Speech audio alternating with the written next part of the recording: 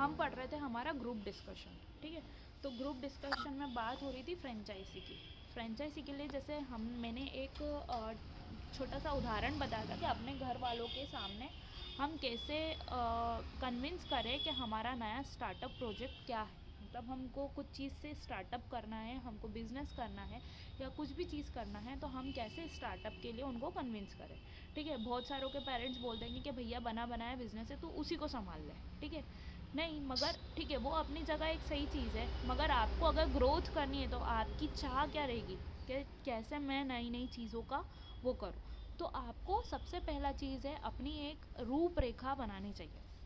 मैं स्टार्टअप के अंदर घुस रही हूँ, ठीक है। मेरा अभी मेन पॉइंट हो गया है स्टार्टअप, ठीक है। डिस्कशन जो कर रहे हो, देखो आप भी बीच बीच में है ना मुझे बताओ। डिस्कशन का मतलब एक तरफ से नहीं होता, ये अभी लेक्चर चल रहा है। लेक्चर मतलब सिर्फ मैं ही मतलब मैं ही क्या हूँ, भाषण देयक हूँ, और आप क्या हो, श्रोता हो, ठीक है।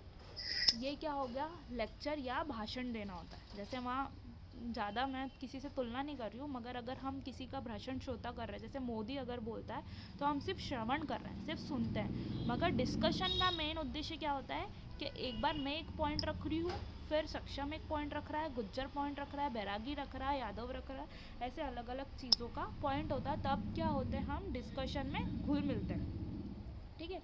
ये रेडमी कौन है? ये पवन गुर्जर होगा मैडम।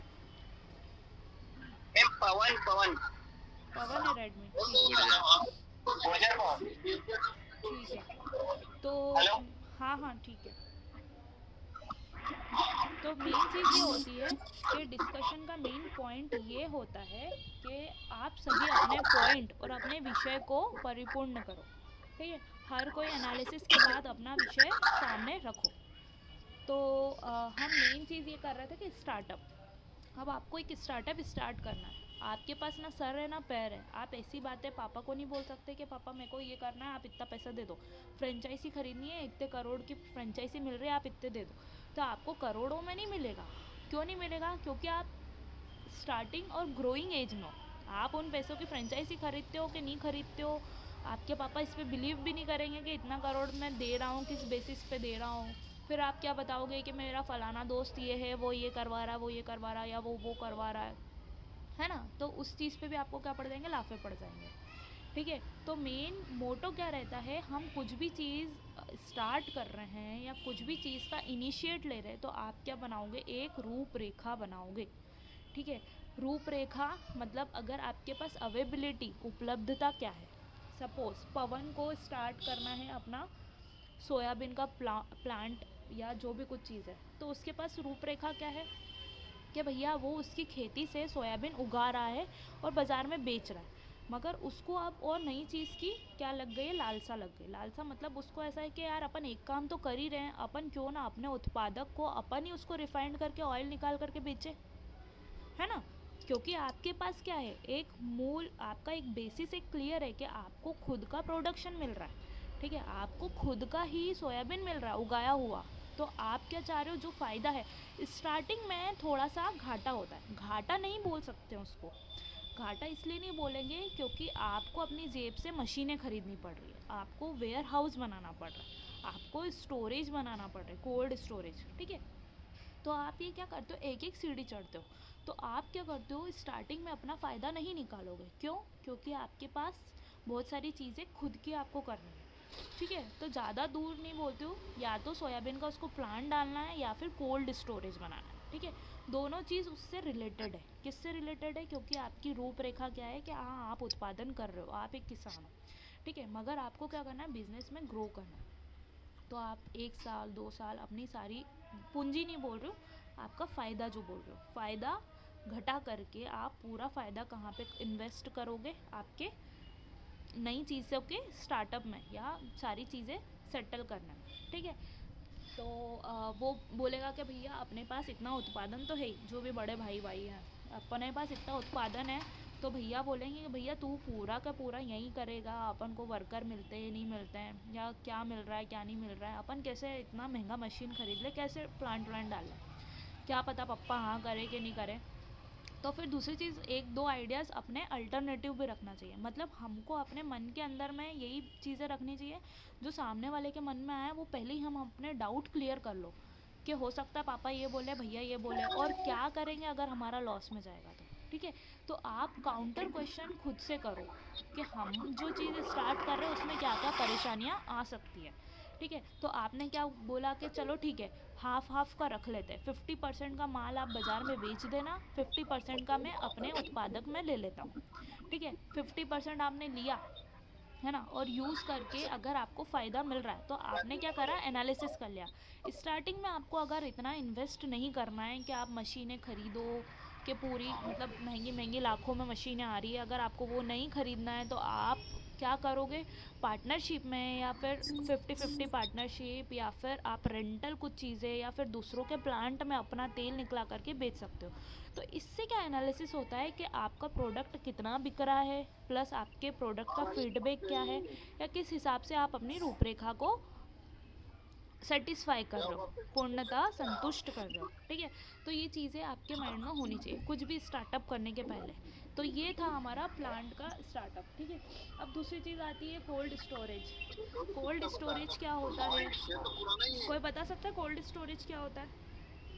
जिसमें हम अनाज, प्याज, आलू रख सकते हो, कोल्ड स्टोरेज है। हाँ, कोल्ड स्टोरेज ये होता है कि हमारे पास मतलब यूजुअली किसान या जो भी फार्मर्स होते हैं उनके पास प्रोडक्शन तो वो कर देते हैं। हाँ, वो प्रोडक्शन तो कर लेते हैं, मतलब बस खेती। रखने की जगह नहीं रहती और आदत हाँ, रखने की जगह नहीं रहती है, फिर उनको जो भाव मिलता है उसी भाव में बेचना होता है।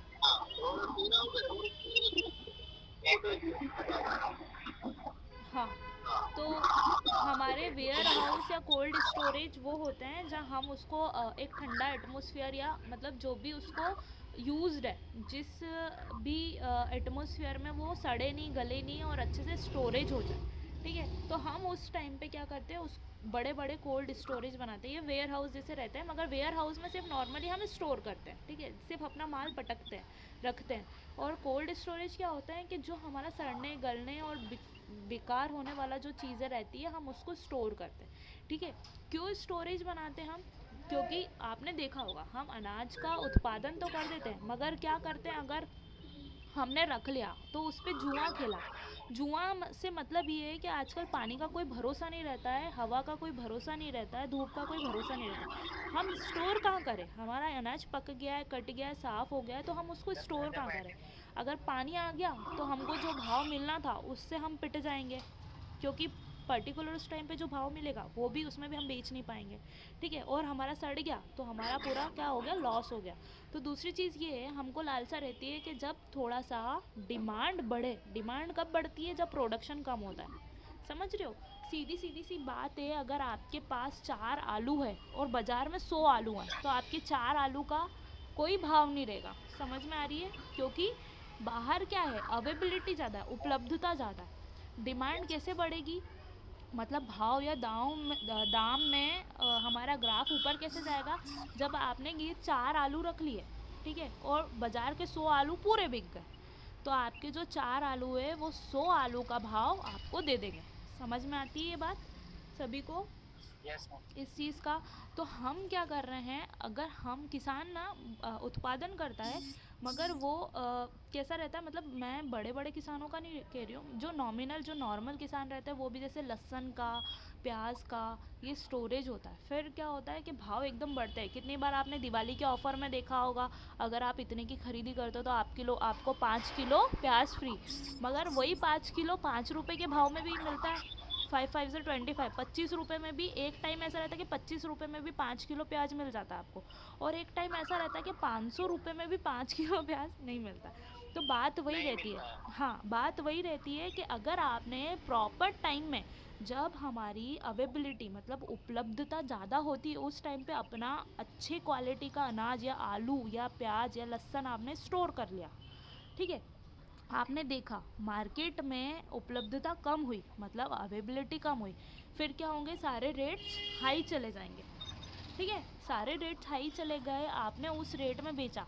अब मेरी बात सीधी सीधी समझो, अगर आप 5 रुपए किलो में वो प्याज बेच देते हो, और आपने उस टाइम पे बेचा जहाँ पर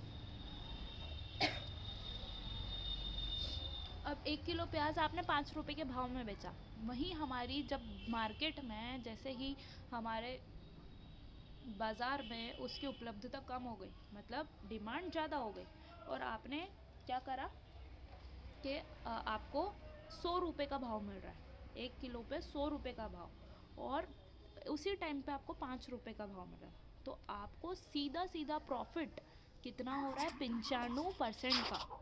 ठीक है, आप उस टाइम के हिसाब से 95% हाई रेट में अपना उत्पादक बेच रहे हो। ठीक है, तो ये तो थी हमारी फ़ायदे की बात। ठीक है, मगर इसमें हमारी बहुत सारी चीज़ें इस 95% में से हमको डिडक्ट करनी होती है। डिडक्ट मतलब माइनस करनी पड़ती है, घटानी पड़ती है।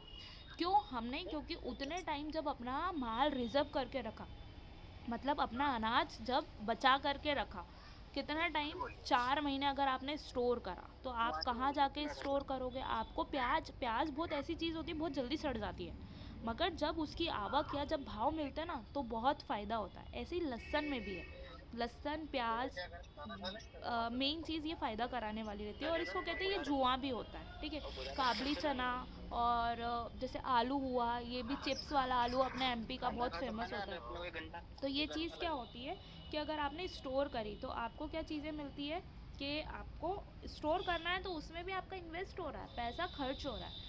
आपके पास अगर कोल्ड स्टोरेज नहीं है, तो आप कहीं और जा कर के स्टोर करोगे। ठीक है, कहीं और जा कर के स्टोर करोगे, तो वहाँ पर किराया देना होता है कि आपका कितना माल है और आपने कितना स्टोर करने पे रखा है। ठीक है, तो ये चीज़ सीधी सीधी है कि अगर 95% में भी आपने जोड़ भाग लगाया, और आपका जैसे स्टोर करने पे 20% अगर आपने इन्वेस्ट करा, ठीक है, तो 95 में से 20 घटाया, 95 में -20 करा, तो भी क्या आपको हो रहा है, 75% का सीधा सीधा प्रॉफिट हो रहा है। तो आपने दिमाग की कहाँ खाई, जहाँ 20% और इन्वेस्ट करा, मतलब हमारे अनाज पे और 20% का पैसा लगाया और स्टोर कर दिया। क्यों? क्योंकि आपको पता था कि मेरे को हाई भाव मिलेंगे, तो आपने 1 किलो पर आपने 75% का फ़ायदा पाया। 75% किसका? वही 5 रुपये का। मल्टीप्लाई कर लो तो आपको कितना हाई रेट मिला 1 किलो पे। तो ये क्या हो गया, आपका बिजनेस हो गया। ठीक है, कुछ लोग इसको सट्टा भी बोलते हैं। सट्टा इसको वैसे नहीं बोलना चाहिए, क्योंकि ये आपके ऊपर है कि आप अपना अनाज रख रहे हो या बेच रहे हो। मतलब हो सकता है कि आपको 5 रुपये का रेट भी नहीं मिले, आपका आधा उत्पादन वेस्ट हो जाए या सड़ जाए, फिर आपको क्या 2 रुपये के घाटे पे भी बेचना पड़े। मतलब 2 रुपये के घाटे पे, मतलब 5 रुपये का रेट मिल रहा था, मगर आपको 3 रुपये पे बेचना पड़ रहा है। तो यहाँ आपका क्या हो गया, घाटा भी हो गया। तो इसको क्या बोलते हैं, सट्टा भी बोलते हैं। ठीक है, बेसिक सी चीज़ है, चाहे सट्टा बोल लो, चाहे शेयर मार्केट बोल लो, चाहे आपका बिजनेस बोल लो। शेयर्स में भी तो हम ऐसे ही करते हैं। अगर आपने कोई से भी पर्टिकुलर एक शेयर खरीदे, चाहे किंगफिशर का हुआ, चाहे अडानी का हुआ, चाहे आपके अंबानी का हुआ, चाहे कोई सी भी कंपनी का हुआ, कोई सी भी फर्म का हुआ, गोदरेज हुआ, ये अलग अलग, जैसे सोने पे इन्वेस्ट करा या चांदी पे इन्वेस्ट करा, आपने गोल्ड खरीदा, रेट हाई हो गए, तो आपको क्या मिल गया, अच्छे भाव मिल गए। अब आपने सोचा था कि भैया लॉकडाउन में कितने गोल्ड के रेट जा सकते, 85,000 के जा सकते, और आपने 50,000 का सोना खरीद लिया, मगर 85 रेट नहीं हुए, 45 पे आ गए। तो आपने 1 तोला पे 5,000 का क्या करा, नुकसान करा, क्योंकि 45 के रेट आ गए। तो आप अभी भी समझदार हो, अभी भी आप जान रहे हो कि भले रेट कम हो गया, मगर मैं अपना सोना नहीं बेचूंगा।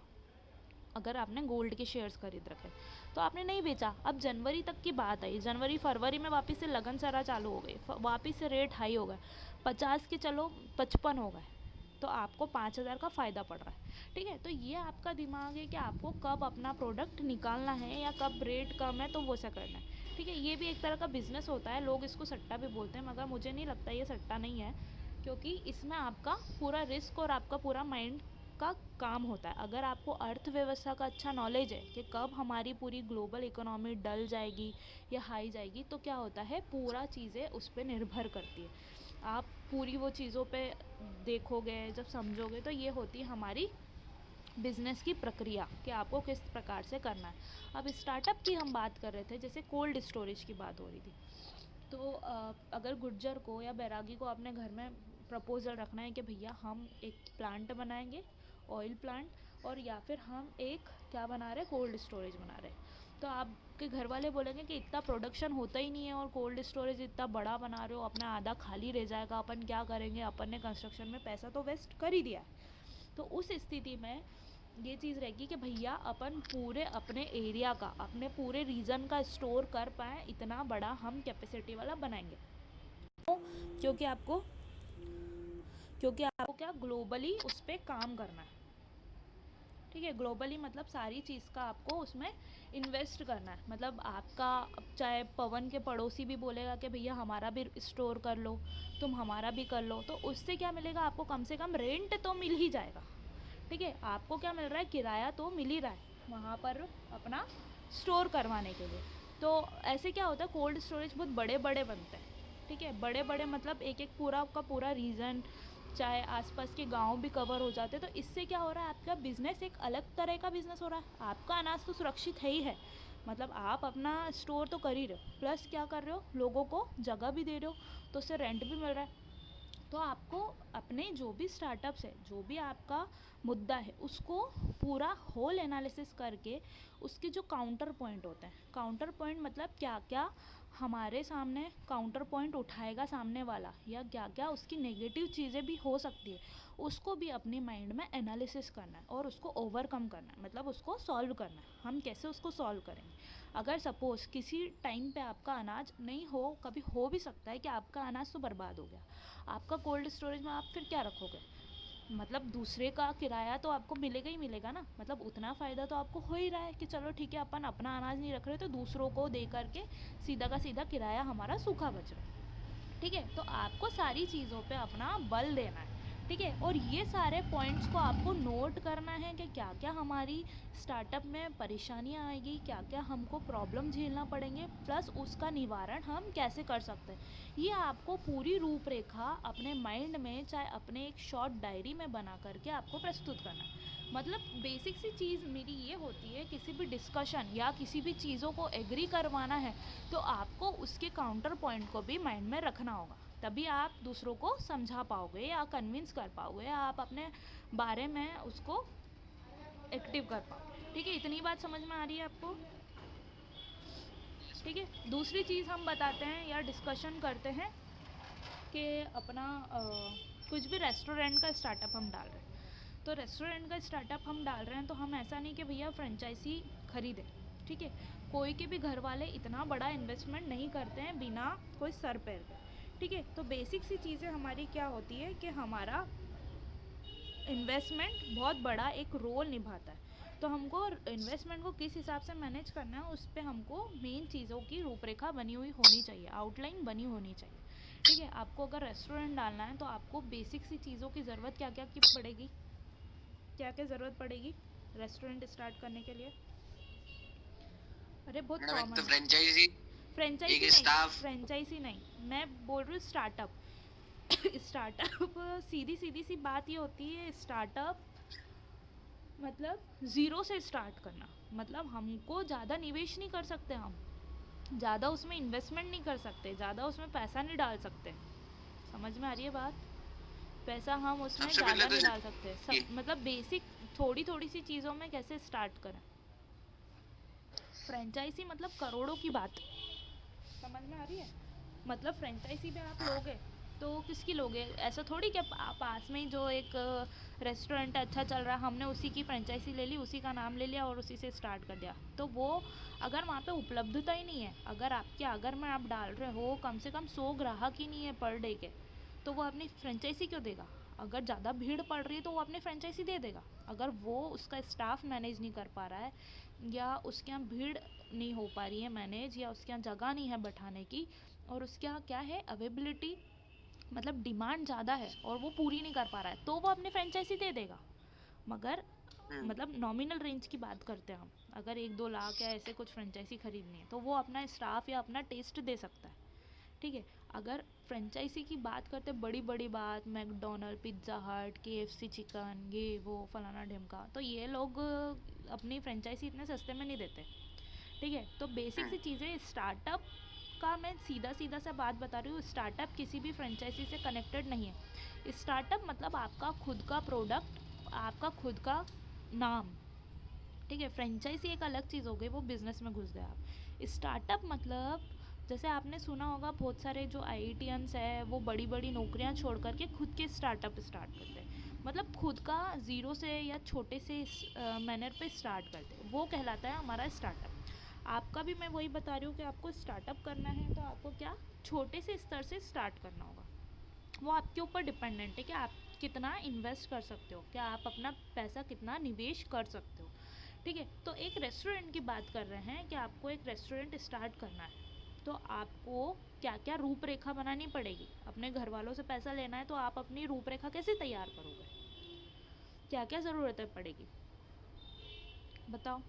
सबसे पहले तो पैसे की, पैसे की, हाँ, फिर जगह की, जगह की, किधर कहाँ कौन सी जगह में स्टार्ट करेंगे। हाँ, कौन सी जगह पे स्टार्ट इसके करेंगे। अलावा दूसरी चीज़ सुनो, आप स्टार्ट क्या सर्वे करना चाह हमारे रहे हो।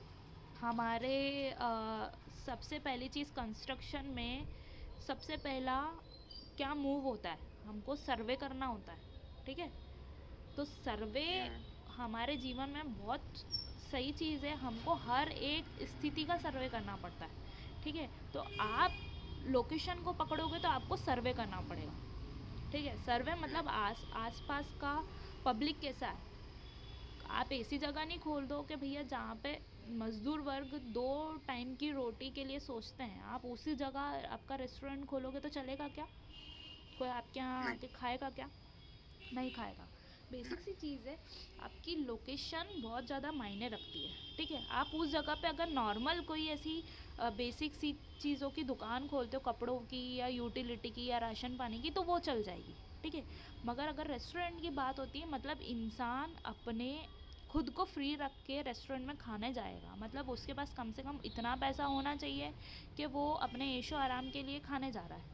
मतलब आसपास का लोकेशन या आसपास की पब्लिक कैसी होनी चाहिए, थोड़ी सी ऊपरी स्तर की। ठीक है, तो वो लोकेशन आप चूज़ करोगे। अदरवाइज आप अपना बिजनेस ही पूरा मूव कर दोगे। किस पे मूव कर दोगे, आप बेसिक चीज़ों पे आ जाओगे। ठीक है, अगर आपकी लोकेशन क्या है, सिर्फ दिनचर्या पूरी करने की, यूटिलिटीज़ पूरी करने की है, तो आप भैया उस जगह पे किराने की दुकान खोल लो। ठीक है, जहाँ के जनता महीने भर का राशन नहीं भरती है, जो रोज़ रोज़ का राशन ला के खाती है, मतलब छुटपुट काम। हमारे घर में जैसे जो भी बात है, जैसे बहुत सारी जगह पे हम दिन का तो नहीं लेते होंगे, आप दूध बस दिन भर का लेते होगे, कम से कम आप हफ्ते भर का तो स्टोर करते होगे। ठीक है, और जैसे आप किसान वर्ग से, और नॉर्मली हमारे यहाँ भी क्या होता है, गेहूँ साल भर का स्टोर हो जाता है। ठीक है, वो चीज़ें समझ में आती। तो क्या इंसान बार बार रोज़ रोज़, क्या मैं आटे की दुकान पे जाऊँगी आटा खरीदने, या चक्की पे जाऊँगी, नहीं जाऊँगी, क्योंकि क्या हमारे पास स्टोरेज है उस चीज़ का, हमारे पास अवेलेबिलिटी है। ठीक है, हमारे पास किस चीज़ का स्टोरेज नहीं है, दूध का नहीं है भैया, दूध रोज़ आता है तो दूध की डेयरी चल सकती है, सुबह शाम का दूध चल सकता है। ठीक है, तो आपका मेन चीज़ क्या होता है, सर्वे करना होता है। अगर जैसे मैं अपनी कॉलोनी की बात करूँ तो मैं यहाँ पर चाय की दुकान खोलूँगी, भैया आसपास देखूँगी कोई सी बेकरी नहीं है, और यहाँ पे आए दिन हर किसी का बर्थडे होता है तो एक ढोल होता है और एक केक होता है, तो क्या मुझे लगता है कि यहाँ पे भैया एक बेकरी सही चल सकती है, क्योंकि इंसान क्या सुबह शाम खाने को निकलता है, चाट चौपाटी, तो बेकरी डालते हैं, पिज्ज़ा बनाते हैं, छोटा सा एक स्टॉल खोलते हैं तो वो चल सकता है। ठीक है, अगर आपकी जगह की बात करते हैं, या फिर हमारा जहाँ आगर पॉलिटेक्निक बना हुआ है वहाँ क्या मेरा रेस्टोरेंट चलेगा, क्या वहाँ में ऐसी कैंटीन चलेगा मैडम। चलेगा क्या, नहीं चले मैम। नहीं चले। क्यों नहीं चले, कारण ये है कि वहाँ पे कौन सा वहाँ है, कोई नहीं। स्टूडेंट वर्ग है। ठीक है, सिर्फ और सिर्फ स्टूडेंट वर्ग है, और आसपास के क्या गांव के क्षेत्र है, कोई भी इतना मतलब दूर आकर के मैम पहले एक डाली थी वहाँ घूमती, हाँ, वो नहीं चली। कहाँ चली, थोड़ी बहुत जो हम ही पीते थे चाय स्कूल वाले। हाँ, वही चीज़ होती है। और अपना क्या कॉलेज इतना, हाँ, अपना कॉलेज इतना बड़ा भी नहीं है ना, अपने कॉलेज के बच्चे उतने बड़े हैं कि भैया वो उतना इन्वेस्ट कर दे। वहीं आप बड़ी यूनिवर्सिटीज़ की, बड़े कॉलेज की बात अगर करते हो, या जैसे एमआईटी में आप कैंटीन लेते हो, एमआईटी की कैंटीन ली, उज्जैन एमआईटी की ली, बड़ी मतलब जहाँ कम से कम स्टूडेंट तो हैं, पूरी ब्रांचेस भरी तो है, अपने यहाँ कॉलेज में पूरी ब्रांचेस भरी भी नहीं है, फुल भी नहीं है। ठीक है, अगर फुल होगी, या बड़े कॉलेज की बात करते हैं जहाँ के बच्चे मतलब खर्च करने मतलब अय्याश हैं टोटल, तो वहाँ पर अगर आप कैंटीन डाल रहे हो तो वो चल जाएगी, है ना। मतलब आप एनालिसिस आपको आना चाहिए कि आपकी लोकेशन के ऊपर आपको बिजनेस क्या करना है। ठीक है, आई बात समझ में? जैसे स्टेशनरी की भी बात करते हैं तो स्टेशनरी हमारे वहाँ चल सकती है। ठीक है, स्टेशनरी मतलब ईडी की शीट वहाँ मिल जाए, पेपर्स वहाँ मिल जाए, कॉपी मिल जाए। ठीक है, मगर ये चीज़ें भी इतनी ज़्यादा नहीं लगती क्योंकि हमारा तो एक कॉपी में काम हो जाता है। और आजकल तो यूट्यूब का ज़माना है, तो हम क्या करते, लिखते भी नहीं है ज़्यादा। तो स्टेशनरी क्या, ज़्यादा से ज़्यादा पेन मिल जा भैया, एग्ज़ाम में तुम पेन लेके आ जाओ, वही बहुत है। तुम बड़े लोग हो, तो वो भी नहीं चल सकता है। मतलब आज की ये टाइम में वो भी नहीं चल सकता है, चूँकि ऑनलाइन लेक्चर्स लगते तो वो भी पॉसिबल नहीं है ना। तो ये चीज़ हो जाती है। अब दूसरी चीज़ क्या हो रही है हमारी, कि आपने लोकेशन लिया आगर मालवा की। ठीक है, आगर मालवा मेन सिटी जो भी है वहाँ पे, तो वहाँ पे आपने आसपास एनालिसिस किया। मैंने जितना एनालिसिस किया वहाँ पे ना बेकरी नहीं है एक, शायद के है, है मतलब मैडम, है। बस स्टैंड पे है हाँ, पायल बेकरी। ठीक है, वहाँ पे रेस्टोरेंट ऐसे नहीं है, मेरे को नहीं लगता, शायद डोमिनोज नहीं होगा, है ना। हाँ नहीं है, डोमिनोज डोमिनोज नहीं नहीं है। है। मगर क्या वहाँ की जनता डोमिनोज में सुबह शाम जाएगी? ऐसा भी है? नहीं जाएगी। नहीं जाएगी। तो वो एनालिसिस कैफे पे कर। नहीं जाते मैम, हाँ, कहाँ जाएगी? वही चीज़ है, वही चीज़ है। तो हमको लोकेशन का पूरा क्या करना पड़ता है, पहला सर्वे करना पड़ता है। अगर हाँ हम उस जगह पे सुपर मार्केट खोलें, देखो सुपर मार्केट अलग चीज़ होती है और किराना की दुकान अलग चीज़ होती है। सुपर मार्केट मतलब हम टाइम टू टाइम ऑफ़र निकाले, राशन के ऊपर ऑफ़र निकाले, जैसे रिलायंस फ्रेश में होता है डी मार्ट में होता है। तो क्या होता है, हम जीत अच्छा जाएंगे, है ना, हम जीत जाएंगे। हम वहाँ पर अगर ऐसा बिजनेस करते हैं लोकेशन के ऊपर कि हमारी जनता को भी फ़ायदा हो रहा है प्लस हमको भी फ़ायदा हो रहा है, तो हम प्रॉफिट में रहेंगे।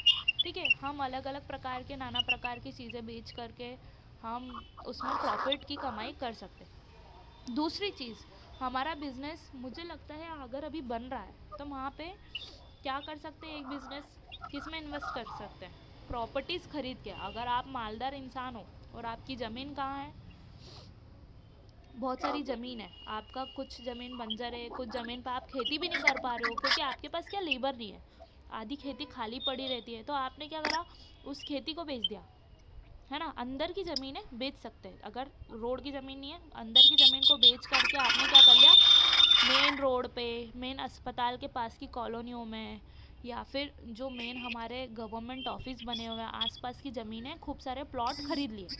समझ रहे हो, खरीद के पटक के भूल गए।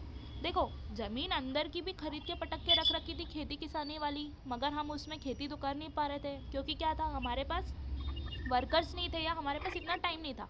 तो वो ज़मीन भी पड़ी हुई थी खरीदी हुई, और ये ज़मीन भी पड़ी रहेगी, तो हमने क्या करा, वो ज़मीन बेच के, जो वो भी पड़ी हुई थी वो ज़मीन बेच दी, और वो पड़ी हुई है क्योंकि अंदर की ज़मीन है, हो सकता है बाद में भाव मिले मगर हमको रोड के भाव ज़्यादा जल्दी मिल जाएंगे बजाय के प्लॉट के भाव ज़्यादा जल्दी मिल जाएंगे। अगर जिला अभी ही बना है, तुरंत तुरंत ही बना है, वहाँ पर इतने ज़्यादा ज़मीन के रेट्स नहीं है, मगर आने वाले टाइम पे वहाँ का विकास होगा, है ना। वहाँ की जनता आएगी, बड़े बड़े गवर्नमेंट चीज़ें बन रही हैं, हॉस्पिटल बन रही, स्टाफ बढ़ेगा, फैसिलिटी बढ़ेगी, और स्कूल अच्छे बन रहे हैं, मतलब विकासशील है। तो वहाँ पर क्या होगा, जैसे सपोज़ अच्छे अच्छे जॉब वाले आएंगे, हाई प्रोफाइल लोग आएंगे जो जॉब करते, गवर्नमेंट वाले आएंगे, तो उनको आगे भी क्या चाहिए, अच्छी चीज़ें चाहिए। ठीक है, मतलब धीरे धीरे जब प्रोडक्शन बढ़ता है या फिर हमारा कंस्ट्रक्शन बढ़ता है, विकासशील होता है, तो वहाँ पे क्या, उन लोगों को अच्छी अच्छी चीज़ें चाहिए रहती है।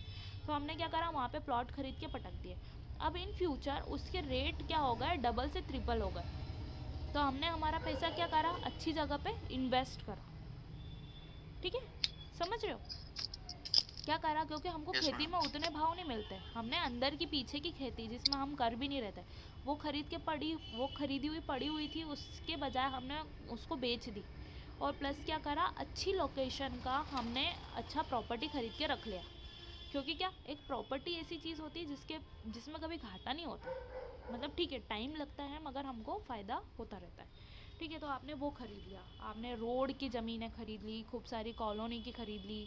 ठीक है, बाद में फ्यूचर में जब प्रोडक्शन होने लगा, बहुत ज़्यादा उत्पादन भी अच्छा सा होने लगा, विकासशील हो गया, तो क्या हो गई, आपकी कॉलोनीज़ कटती है। ठीक है, इंसान को चाहिए होता है अच्छी लोकेशन। इंसान क्या होता है, मतलब आजकल का कैसा एरा है कि जॉइंट फैमिली में रहना इंसान पसंद नहीं करता, इंसान को बहुत जल्दी जल्दी टूटना होता है, मतलब न्यूक्लियर फैमिली में जाना होता है। तो वो अच्छी लोकेशन की साइड भागता है, देखता है, ढूंढता है, तो वो क्या होता है कि हमको अच्छे रेट्स में हमारी ज़मीन बिक सकती है। मुझे ऐसा लगता है अगर सही इन्वेस्टमेंट है तो मुझे लगता है प्रॉपर्टी पे, है ना, क्योंकि आज से 10 साल बाद आगर की रूपरेखा अलग होगी। ठीक है, आपकी अगर ज़मीन पड़ी हुई है, पैसा पड़ा हुआ है, बैंक में पड़ा हुआ है, तो आप वहाँ के कम भाव में प्लॉट खरीद के पटक सकते हो, बाद में हमको क्या होगा, फ़ायदा होगा। मुझे जहाँ तक ऐसा लगता है, हो सकता है वहाँ की रूपरेखा अलग हो, आप सर्वे वहाँ का ज़्यादा अच्छे से कर पाओगे कि भैया कोई खरीदेगा कि नहीं खरीदेगा, रेट मिलेंगे कि नहीं मिलेंगे, ये आप ज़्यादा अच्छे से जान सकते हो। अब आज की बात जैसे उज्जैन की करी जाए, तो जो ज़मीन आज से 10 साल पहले या आज से 20 साल पहले कोई पूछता भी नहीं था, आज उसके रेट, एक स्क्वायर फीट आप सभी समझते हो कि स्क्वायर फीट मतलब यस मैडम। 1 फीट एक लंबा फीडर और 1 फीट चौड़ा, जो एरिया की बात करते हैं हम, है ना, बीडीडी में जो प्लान व्लान हम बनाते हैं, तो 3,000 तक के रेट है। जो आज से 20 साल पहले क्या थी, 300 रुपये 150 रुपये स्क्वायर फीट की ज़मीन, तो आज कितने रेट हो गए, 3,000 तक हो गए, मतलब उतनी सी एरिया 3,000 का। ठीक है, वो लोकेलिटी पे डिपेंड करता है ना। और कहीं आउटर्स में तो मतलब जो सिटी की जो जनता रहती थी वो जाना पसंद भी नहीं करती थी, मतलब इग्नोर मारती थी कि कहाँ जंगल में जाके रहेंगे, इतना दूर घर वालों से दूर, इतना उधर इधर, इधर से गोपाल मंदिर पास में, इधर से वो पास में, इधर से ये पास में, है ना, इधर से महाकाल पास में। तो बेसिक सिटी वालों की सोच क्या रहती थी कि सब कुछ यहाँ पे पास में है और हम उधर जा कर के ज़मीन लें, कौन लेगा, उस टाइम पे कोई लेता ही नहीं था। सब ये सोचते थे कि कहाँ जंगल में जाके पड़े रहेंगे इतना दूर, वहाँ से कुछ साधन नहीं मिलता है, वहाँ से ट्रांसपोर्ट नहीं मिलता, ऑटो नहीं मिलता, टेम्पो नहीं मिलता। पहले टेम्पो चलते थे उज्जैन में,